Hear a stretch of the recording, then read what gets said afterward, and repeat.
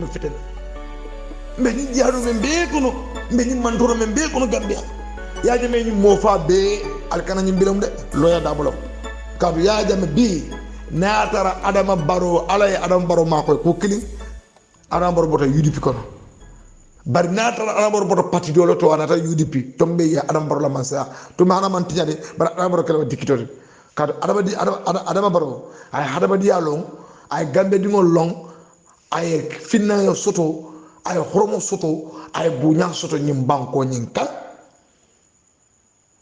ay buña soto ñim banko kan bari ntide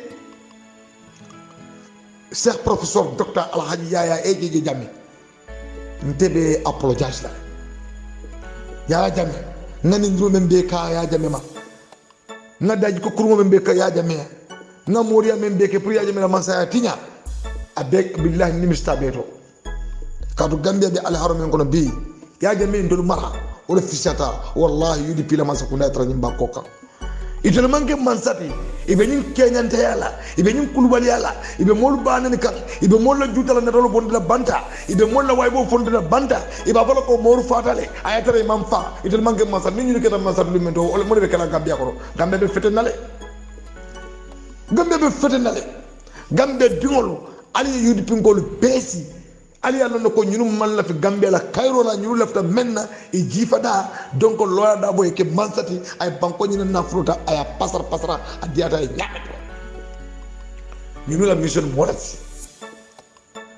ñunu ila mission nata wala kama loya usen ko da bo ite ko ite Gambia la Cairo la ilafta Gambia la ñato hotel Adama Barrow e point as a minister of the foreign and affairs ite ñanda doko kala Gambia ye Gambia dingol badia choki Gambia ni badia men kuntude yaje mala tamu Gambia bare fenko kono yo badia choki oke men alon ko ifate noma ye ala dani ala siyam fo ite usen na ko na daboy bari bu ko kede a beke munati purugu na fikia ali nga foria kanta ali nga na foria kanta waadu jomale bu ndol ben na foria ni manke foria kanta te ni mu joy ya leti ni mu joya leti yudi pinkol atelle lota Gambia be kono tonko ni tonko alko Adama Barrow mo kendo lati atelle Adama Barrow wulu atelle dingol Adama Barrow ti ni Adama Barrow ni banko mara abakala tenne bi atelle yudi pinkam mo kliwon la wulita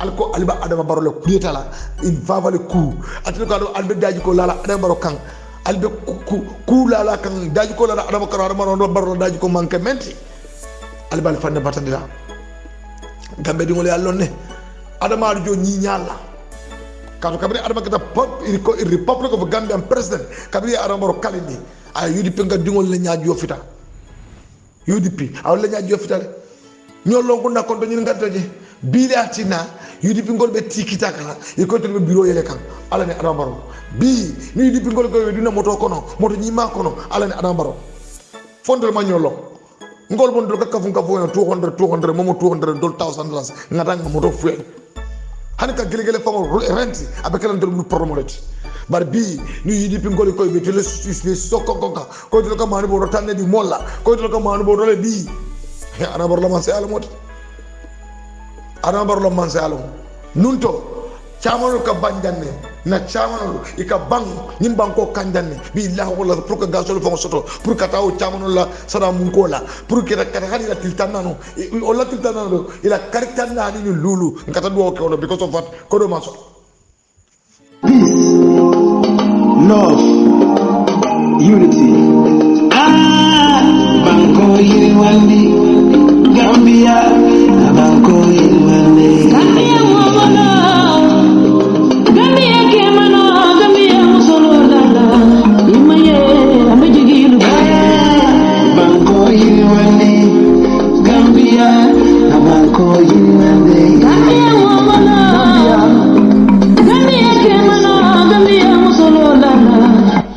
I'm saying hello to each and everyone who is listening to this audio.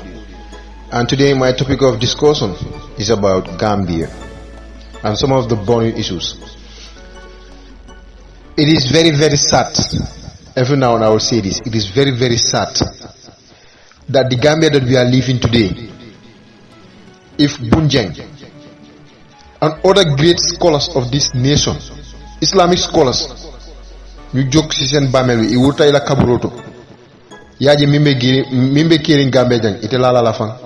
They will never believe that these are the things currently happening in this country. Billahi wallahi tallahi. Let us stop talking about the founders of this country. Let's talk about the great scholars of this country. They have tried their all level best to put us on the straight path. We are a tensely Muslim dominated country. We should practice the teaching of Islam and be very cautioned. What is important here is hereafter. But what I have seen recently, modul be jele ibe blow chodikan Sheikh Chebu Cham. May Allah reward you abundantly, Ustaz Sheikh Chebu Cham. Yala nafiko womu nafiko leti dong. Walatina Allah boko kontan nafiko la kuoto.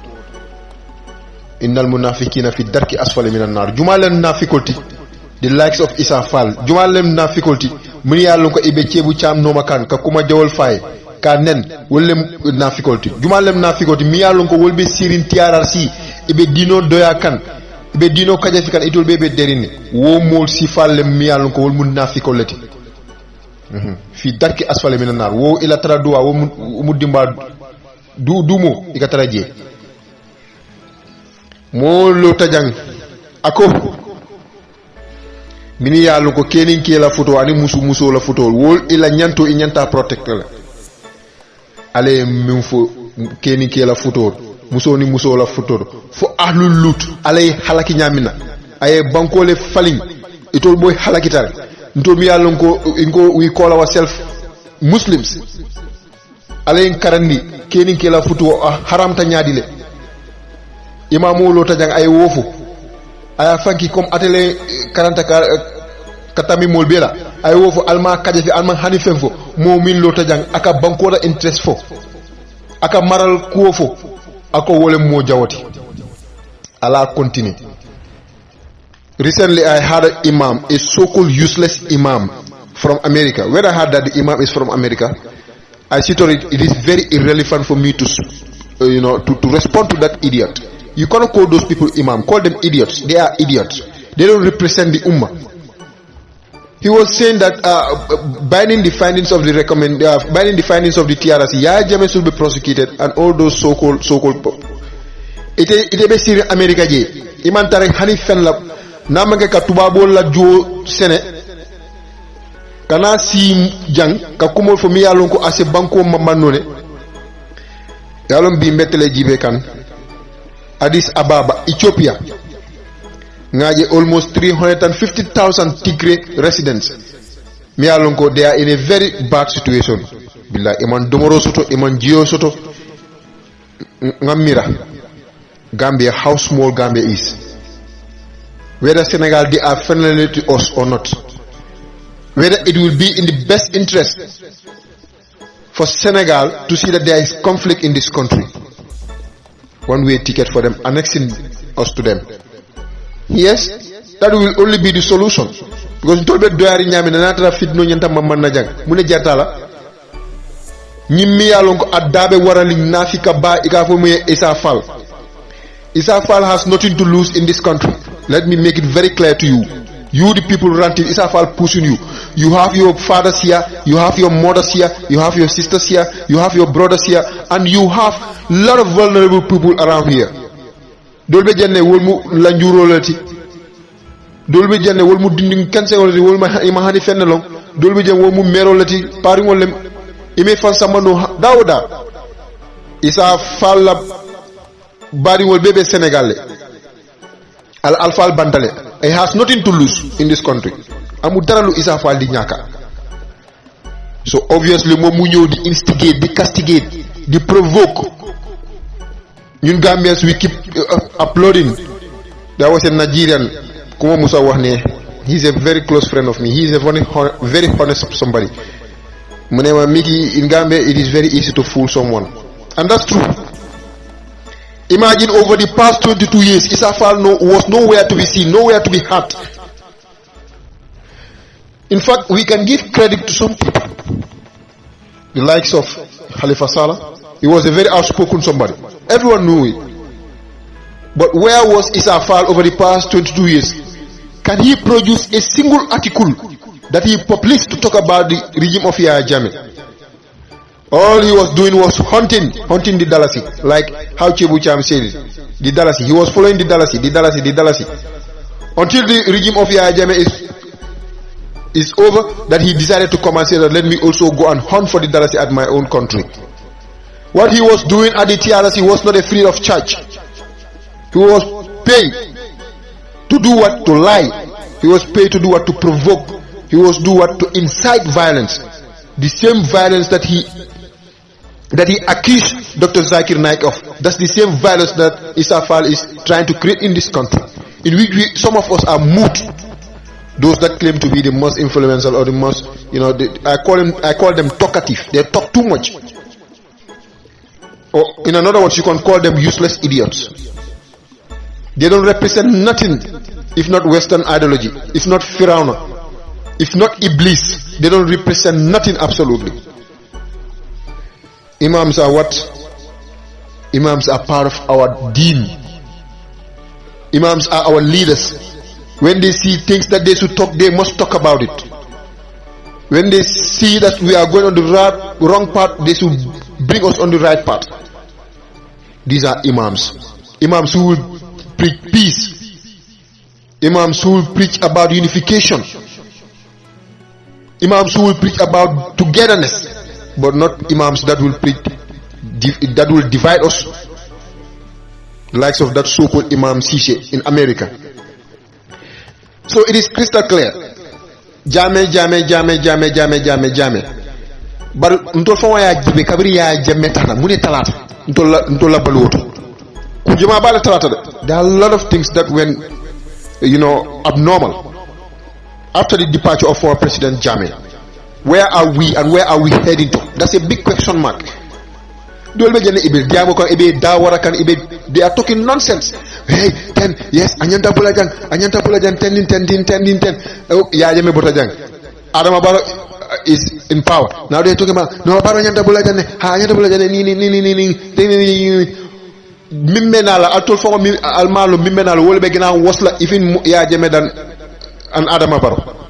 Alemonology, because these are things that Gambians don't think. Let's be rational. Okay? Let's put some senses amongst ourselves.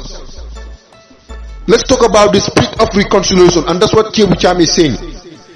If you know what I know, any day or any attempt that President Adama Barrow, I'm telling you, billahi wallahi talai, Adama Barrow, if you don't learn from this government or from these past years, you will never learn again. Billahi wallahi talai, President Adama Barrow, what these people are cooking, if you want to abide by it, you will suffer much more than even Yahya Jammeh. I'm telling you, billahi wallahi talai. I never recorded an audio and be sharing like this. These are the same people that are yielding, talking about you. Why don't you implement the Jammeh Commission? I have seen a political party leader by the name lawyer Usinu Dabo who said that when he comes to power, when he is voted into power, he will revisit the Jammeh Commission and make sure that he implements it to the core. But lawyer Dabo does not think. That's why he never acted wise. Because if you want to implement the Jammeh Commission, the same Jammeh Commission that banned Momodou Sabally for life, today Momodou Sabally is his biggest surrogate. Will he do justice to Momodou Sabally by also imposing that same Jammeh Commission report? Because if he failed to implement it, or if he bring about the issue of like biasness or partial implementation, it seems like he is no different with Adama Barrow pertaining the issue of the Jammeh Commission recommendations. You see, this conflict of interest, UDP, selfish interest. But ndol nyanta tambela nyin dula to sign. Mo nyanta mira la wolim me banko sambala nyadile. How can we come together? After all, we have been divided by this so-called TRRC. A TRRC whereby Jammeh was not given the opportunity to defend himself. Likewise, the Jammeh Commission, they forfeited his assets, they sold his assets, they belittled former President Jammeh. At the end of the day, what happened? Some of these very people investigating Yahya Jammeh are the very people who found wanting in enabling Yahya Jammeh. What I'm waiting for at the recommendation of the TRRC, I hope Issa Fall and his cohort's useless commissioners will also found Ami Bensouda wanting for enabling Yahya Jammeh.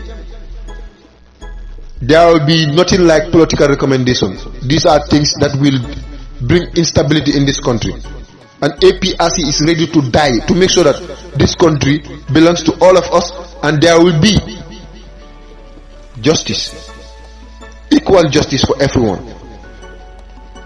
But we cannot sit by and allow certain individuals like the likes of Issa Fall ñu xamantene njëriñu dara Gambia kenn xamul leen lu ñu def rek is to develop their career. Loolu moo tax I love this question from one man. Demba Konta doomam bi he asked a very important question. A question very important na ñininka ako bi nata ikoy be ya jemele sambala ICC ya jemete loje na ko be Issa Fall tala pour ala lawyer fo Issa Fall be tala fata tala bang. It's a very important question because ntolbe ya lon ne ko Issa Fall the same Issa Fall wole lota jang ay huru ken yata defend and woku jaw mimbeke Issa Fall ya defend at the International Criminal Court. The same Issa Fall talking about human rights is the same Issa Fall that stand and defend Charles Taylor. We all know what happened in Liberia. Minkata Liberia fontole wo danel wo yeke Gambia fo keta Gambia te. The same Issa Fall wole lota I defend at all costs to make sure that that man is free. The same Issa Fall Minka human rights for wole lota at the same time to defend Saif al-Islam, the son of Muammar Gaddafi. And Ika Gaddafi Kajafi de la Abu Gaddafi Kajafi because he knows exactly what he is doing. Issa Fall is here for revenge. Issa Fall is here for revenge. And Nungal Yamare, Issa Fall man, Hanifenso Akamin lose if he want to bring violence in this country. He has nothing to lose. Both of his parents have passed away. His immediate family are in Senegal, enjoying themselves. He has no business in this country. All his businesses are in Senegal. And today we have our sons, our daughters, our brothers, our sisters, our aunts, our disabled fathers, our disabled sisters, our disabled brothers, our disabled mothers are here in this country. Think about the fate of those people, all because of one person only, Yahya Jammeh. Yahya Jammeh, Yahya Jammeh, Yahya Jammeh. What will you lose if you happen to say that, okay, let's all come together as one family and allow Yahya Jammeh to come back and go back to Konolai, be accorded with all former president privileges? What will happen? Let's listen to Issa Fall, his biggest useless fool. Today, the witch hunting exercise that was ordered by Jammeh, 41 people died. A lot of them our grandmothers and our grandfathers. Humiliated, tortured, some sexually abused. We've heard about the fraudulent PATP, that is the President Alternative Treatment Program. We've heard that. And I put it to Issa Fall that he is the most useless idiot somebody to say that the president's alternative treatment, those that die, is as a result of taking Jammeh's treatment. That's a big fool. Only a fool will say that. Only an idiot will say that. Well, Amadou Sidibe, Jara Lalem, he's a herbalist. And there are a lot of people. It could have been very honest for the TRRC. Or let me say Issa Fall, because he is the main subject of everything. He is the overall boss of everyone. Even Chairman Lamin Sise, Issa Fall is his boss. Let us not fake the public. But Issa Fall is the engine of everything there. Unless and until we forget that part of the president's alternative treatment, there are a lot of women who were buried in fertility. But thanks to the benevolent and the gesture of former President Jammeh, all these women were able to conceive and have their wonderful babies. Some of these babies were even named after former President Jammeh, his close associates, his family members, or his party supporters. xanaa Issa Fall léegi la fàtte loolu moo tax ma ne daf doon jub su nekkoon na gars yi investigate nañ infertility treatment bi su ko defee ñu xam both side. ku feebar doo tëdda sa ne kese ba dee fekka la foofu da ngay génn dem faju yàlla amee bakkani nit yàllaay rey kullu nafsin saa'iqatul mawt. fii ku fi war a dee ak du ngay dee si yàlla la nekka nekkul si benn loxo doomi aadama ku sa waxtu jot ngay dem ku sa waxtu jotut doo dem gis nañ ko fi not so lan moo war a tax Issa Fall ñëw taxaw di wax di tuumalaate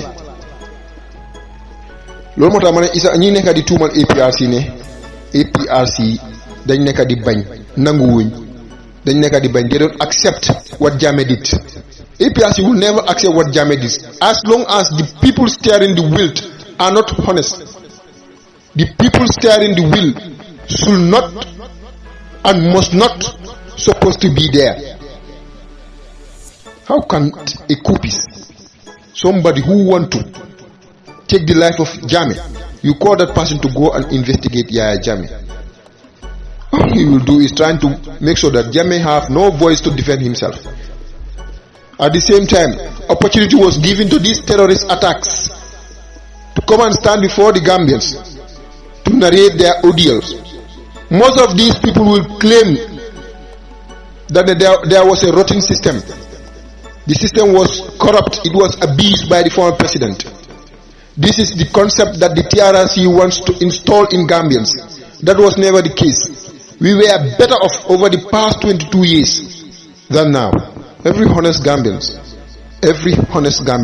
knew that very, very well. Even with this presidential alternative treatment being in Wahni, there was one person who claimed the mom dañ ko faj.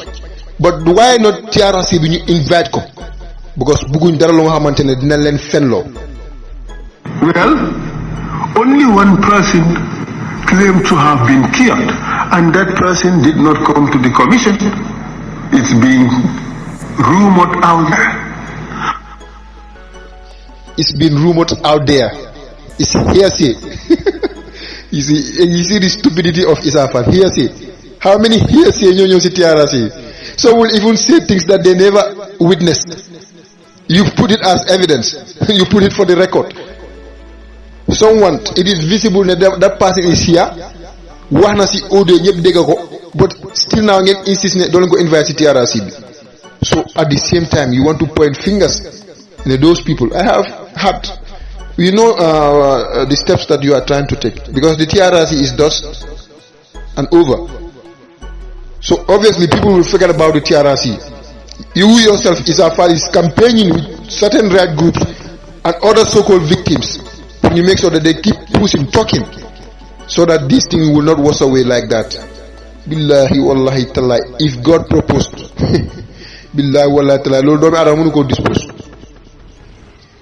Let's think about ourselves, who we are and what we represent. We have limited time to stay here in this world. And the next moment, we are gone. And all of us will be questioned. No matter how you claim to be a professional lawyer or whatever you can fabricate, know that you cannot fool Allah subhanahu wa ta'ala. No. Kullukum ra'in wa kullukum mas'ulati an ra'iyatihi. Issa Fall, you will have a lot of questions to answer before your creator. Who told you that Dr. Zakir Naik is the one who instigated fitna into society? These are questions that you must answer, Issa Fall.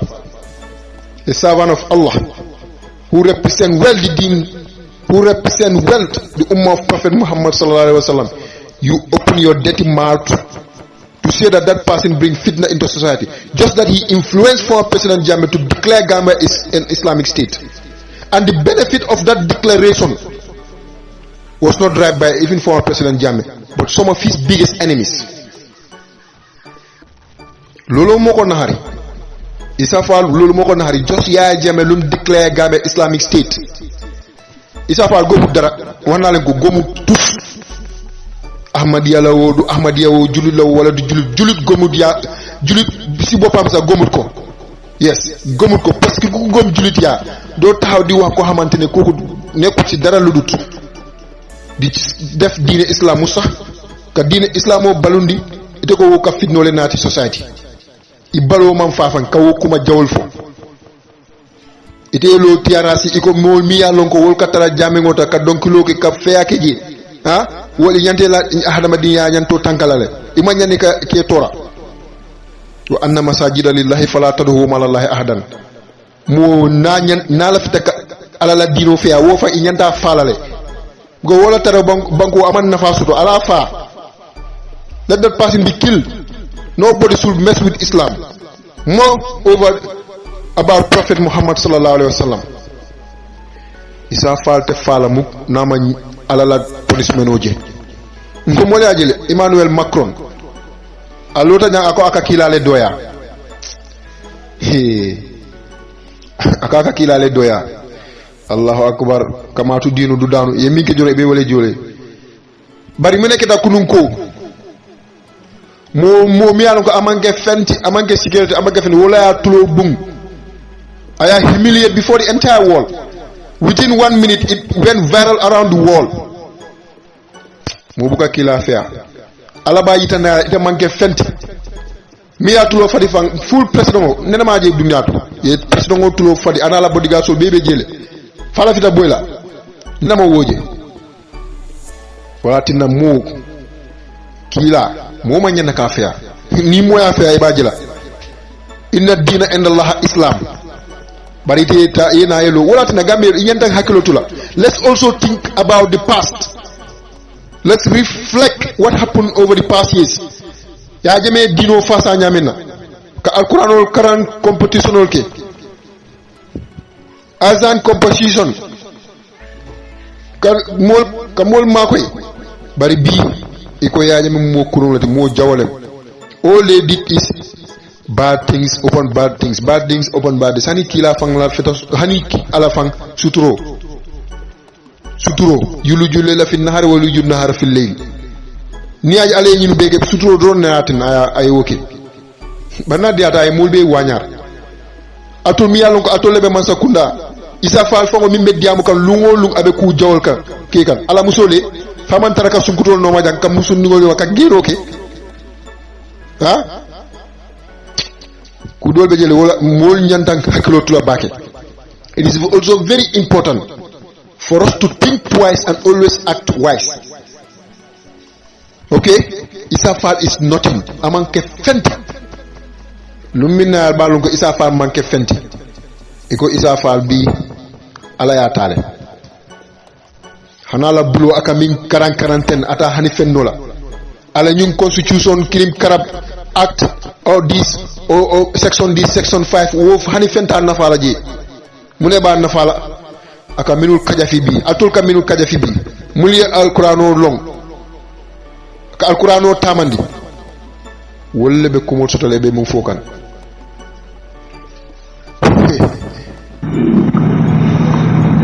That Nigerian killed by Al-Mamou Mane after the Jame convoy. Well, we've had Jallo today and yesterday saying Jame protected him. This was a country where if you kill in the name of the head of state, you get protected.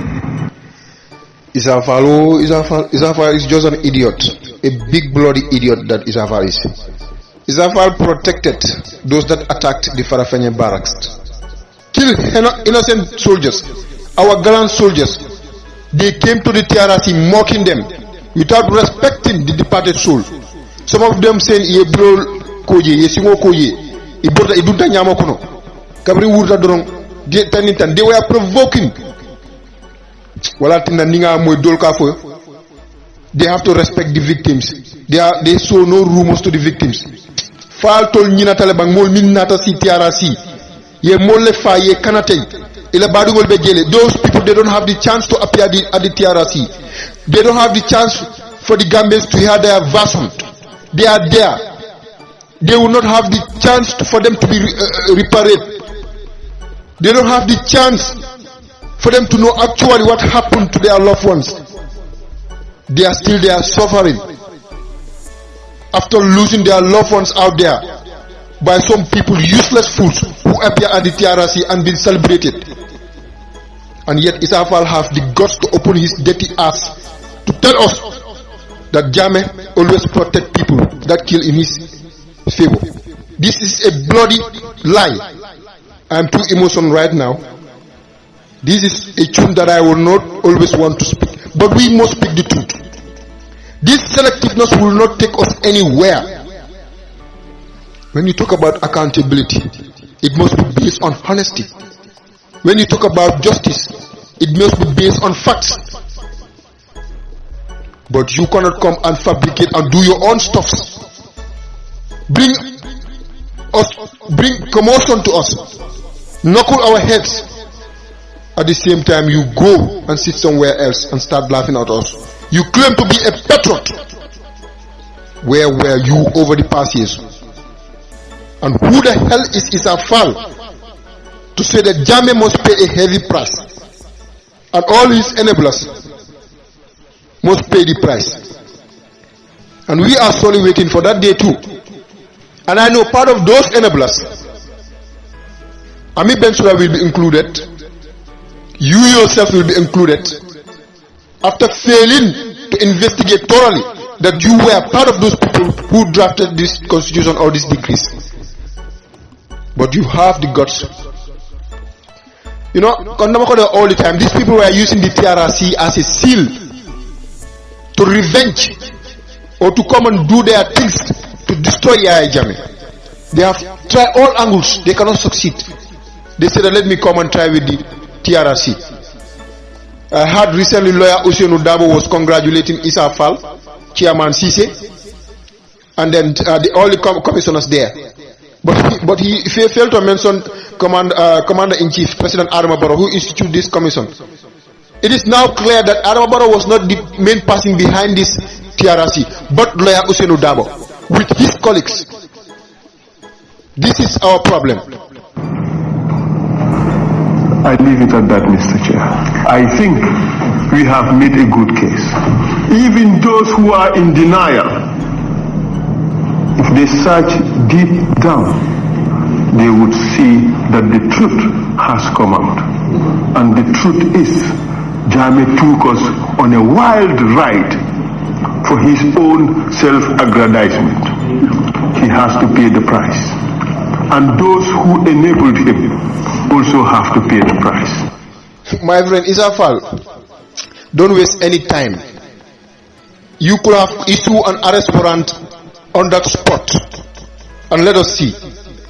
I am telling you, billahi, wallahi, tallahi, any attempt that to prosecute former President Jammeh or what you said, you will also pay a very heavy price. It will not only stop at you, but all of your loved ones. I hope you understand what I said. This country belongs to all of us. This was a tax that was conspired amongst yourself, amongst the enemies of Yahya Jammeh, using the TRC or the so-called victim as a seal. And now that you want to bring instability in this country, you will never ever survive.